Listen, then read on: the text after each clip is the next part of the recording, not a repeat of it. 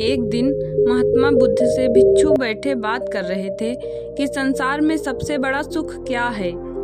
अगर संसार में सुख ही था तो छोड़कर आए क्यों। जब संसार में दुख ही दुख रह जाए तभी तो कोई संन्यास्त होता है।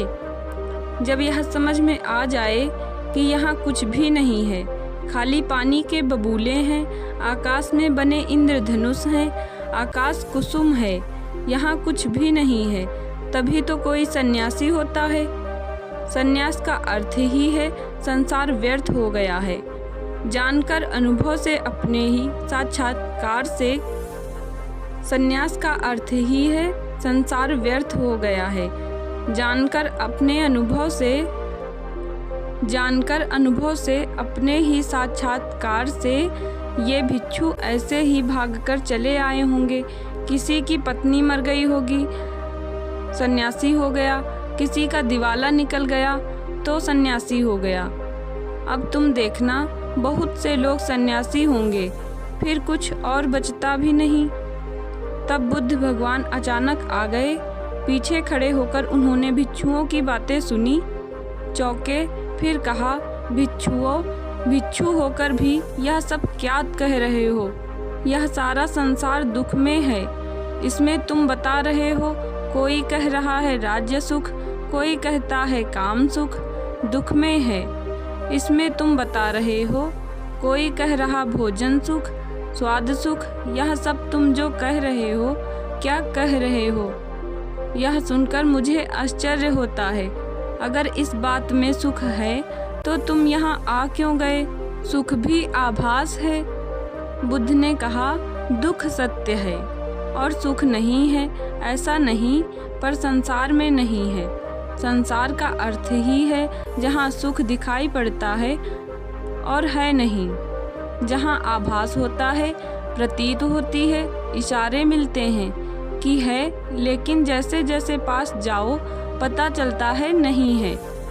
फिर सुख कहाँ है। बुद्ध ने कहा, बुद्धोत्पाद में सुख है। तुम्हारे भीतर बुद्ध का जन्म हो जाए तो सुख है। तुम्हारे भीतर बुद्ध का आवरण हो जाए तो सुख है। बुद्धोत्पाद यह बड़ा अनूठा शब्द है। तुम्हारे भीतर बुद्ध उत्पन्न हो जाए तो सुख है। तुम जब जाओ तो सुख है। सोने में दुख है, मूर्छा में दुख है, जागने में सुख है। धर्म श्रवण सुख है तो सबसे परम सुख तो है बुद्धोत्पाद की तुम्हारे भीतर बुद्धत्व पैदा हो जाए। अगर अभी यह नहीं हुआ तो नंबर 2 का सुख है। जिनका बुद्ध जाग गया उनकी बात सुनने में सुख है, धर्म श्रवण में सुख है। तो सुनो उनकी जो जाग गए हैं, जिन्हें कुछ दिखाई पड़ा है, गुड़ो उनकी, लेकिन उसी सुख पर रुक मत जाना। सुनकर अगर रुक गए तो एक तरह का सुख तो मिलेगा, लेकिन यह भी बहुत दूर जाने वाला नहीं है। इसलिए बुद्ध ने कहा, समाधि में सुख है, बुद्धोत्पाद में सुख है। यह तो परम व्याख्या हुई सुख की। फिर यह भी तो हुआ नहीं है।